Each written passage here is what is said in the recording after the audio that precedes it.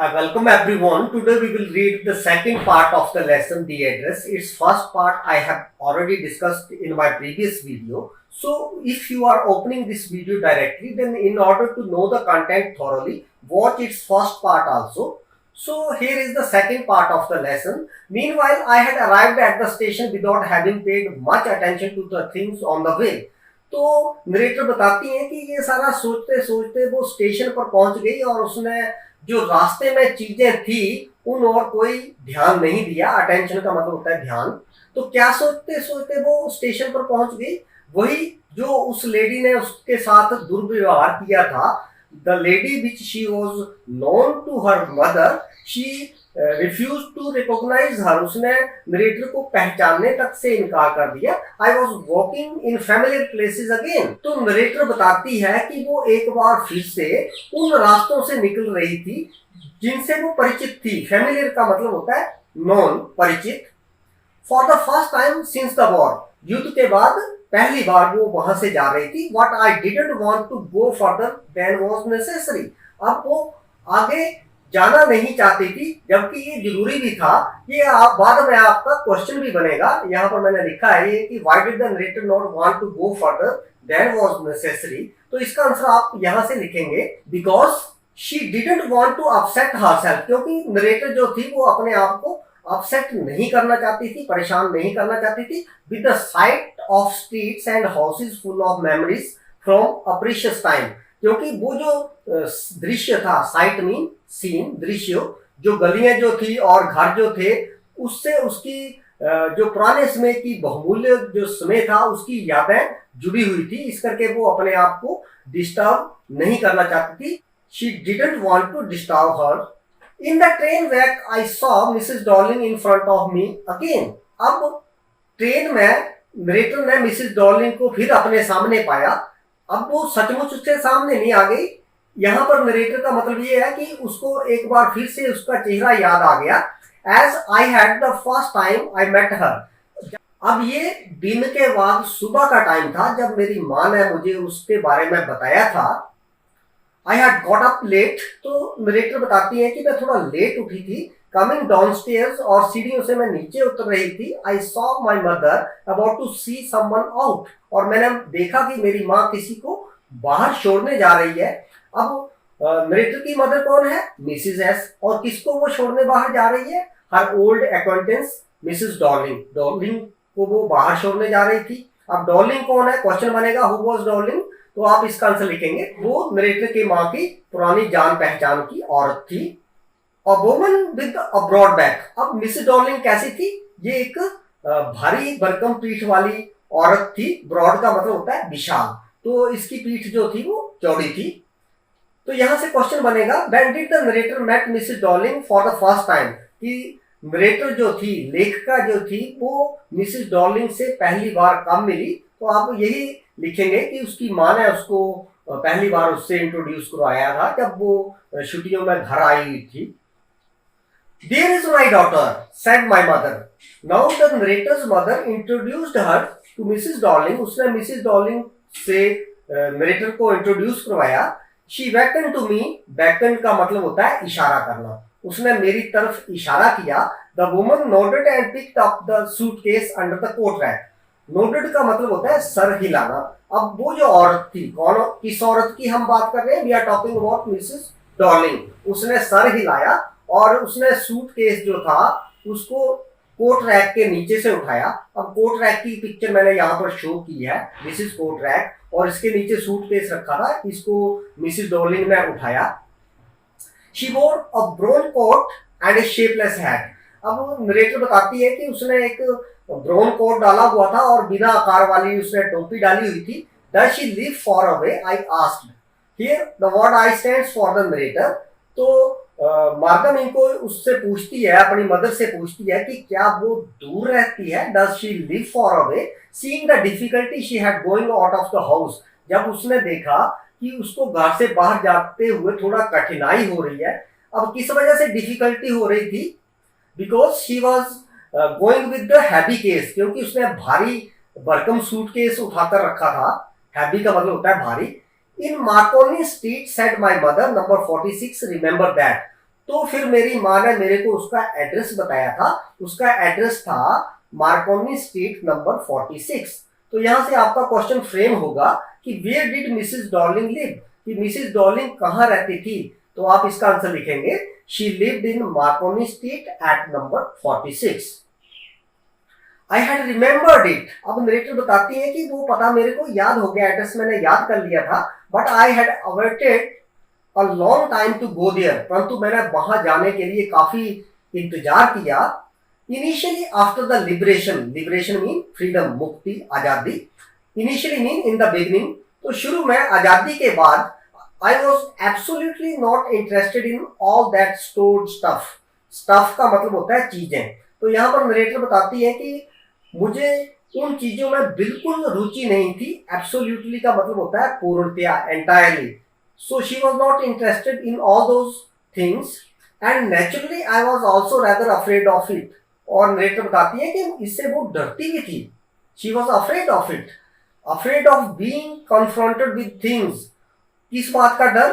Confront का मतलब होता है सामना करना, कॉन्फ्रंट, कॉन्फ्रंटेड, कॉन्फ्रंटेड। तो वो उन चीजों का सामना करने से डरती थी। That had belong to a connection that no longer existed, जिन चीजों का उससे संबंध था जो अब चीज नहीं रही। एग्जिस्ट का मतलब होता है रहना, अस्तित्व होना। तो अब उनका कोई अस्तित्व नहीं रहा। अब क्यों नहीं अस्तित्व रहा? Because all these things they belong to her mother and her mother was no more now. अब उसकी माँ जीवित नहीं रही थी, तो इट मीन्स उन चीजों का कनेक्शन भी अब खत्म हो गया था। Which were hidden away in cupboard and boxes and waiting in vain. अब ये जो सारी चीजें थी, कबर्ड, कबर्ड का मतलब होता है अलमीरा, वो अलमीरा में रखी थी, बॉक्सेस में रखी थी। हिडन का मतलब होता है छुपाकर, हाइड, हिड, हिडन, तो ये थर्ड फॉर्म है। And waiting in when, when का मतलब होता है व्यर्थ, बेकार, और वो व्यर्थ ही इंतजार कर रही थी until they were put back in their place, कि वो सारी थिंग्स जो हैं उनको उस जगह पर रखा जाए जहां पर वो होनी चाहिए। Which had endured all those years, और ये कई वर्षों से, उन कई सालों से ये सारा कुछ सहन कर रही थी ये चीजें। एंड्योर का मतलब होता है सहन करना। बिकॉज दे वर थिंग्स, क्योंकि वो वस्तुएं थी, because they were things. What gradually everything became more normal again.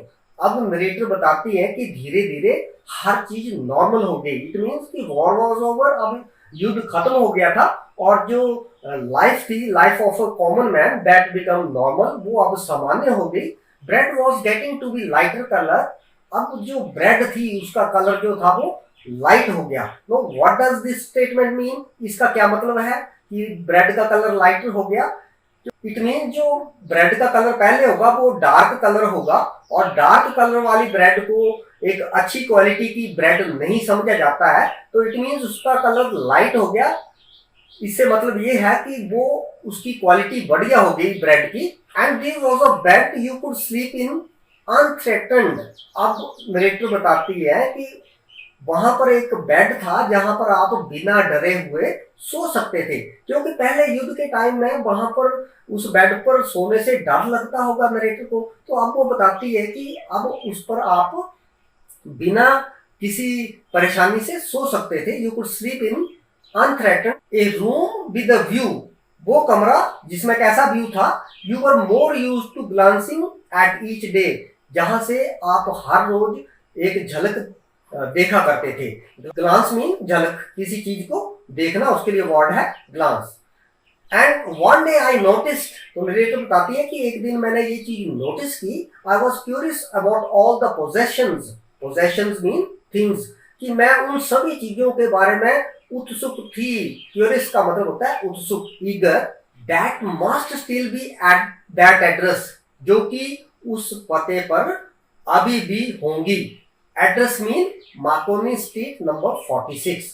I wanted to see them, narrator बताती है कि अब वो फिर से उन्हें देखना चाहती थी, टच, रिमेंबर, उनको छूना चाहती थी, उनको याद करना चाहती थी।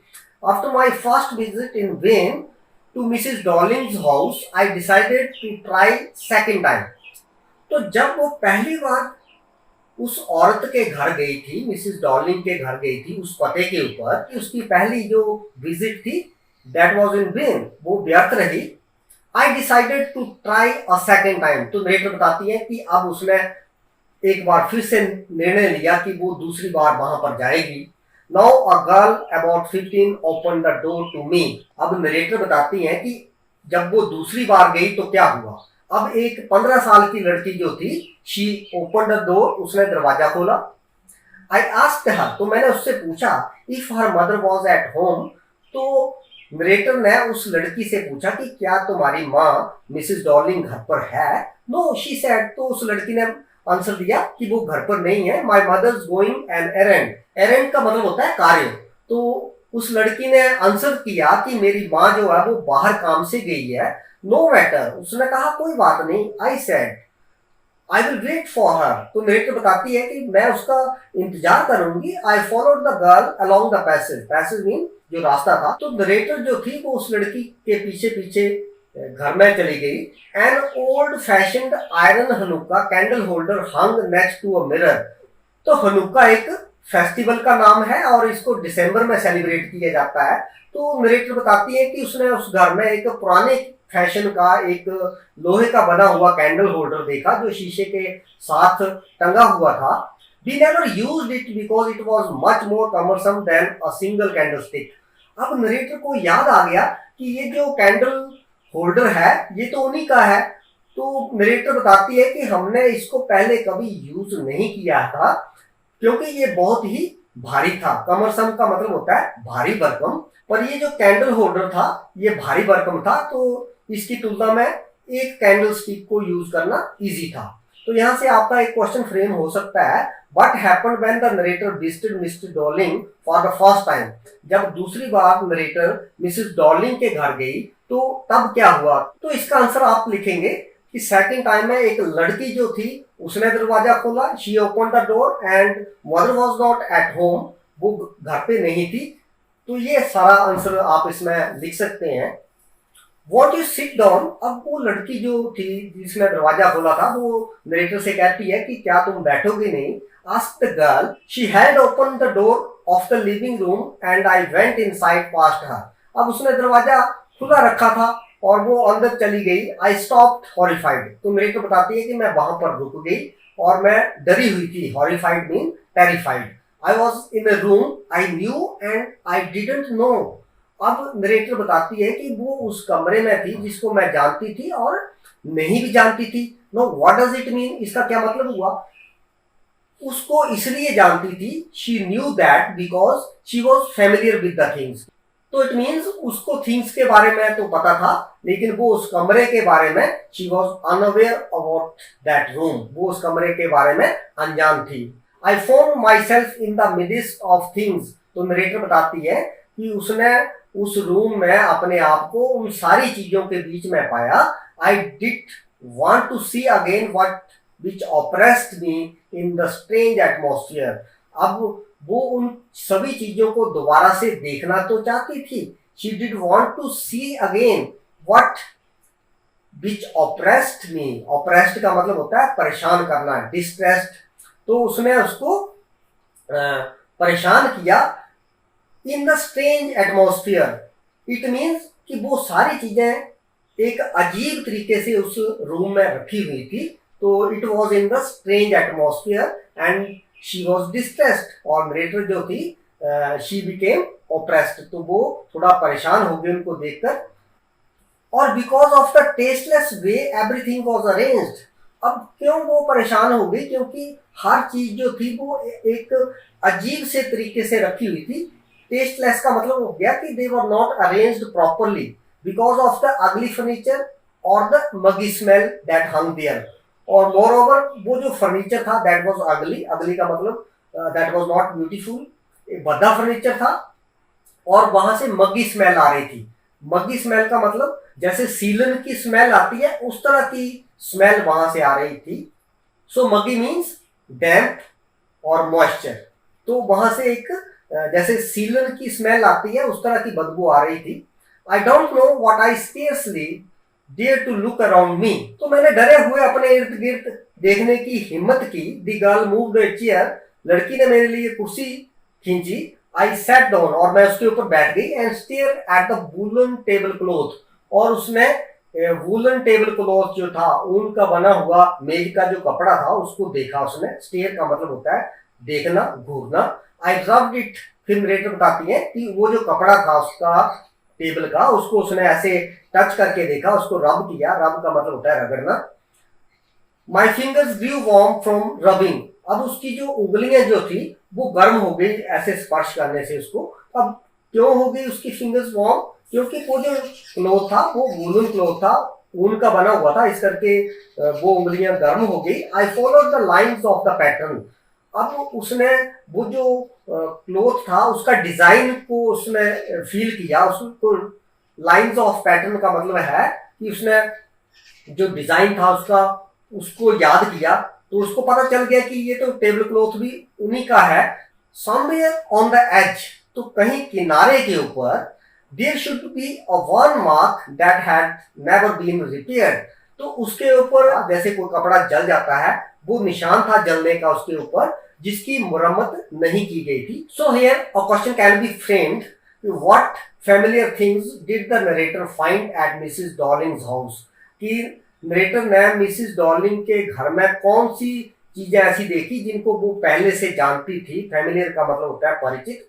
तो आप इसका आंसर लिखेंगे टेबल क्लॉथ आप मेंशन कर सकते हैं, और फिर आप जो कैंडल स्टिक होल्डर था उसको मेंशन कर सकते हैं। So these are the things which she was familiar with. So this finishes your second part of the lesson. Its final part we will discuss in our next video. So keep watching and sharing my videos. Thank you.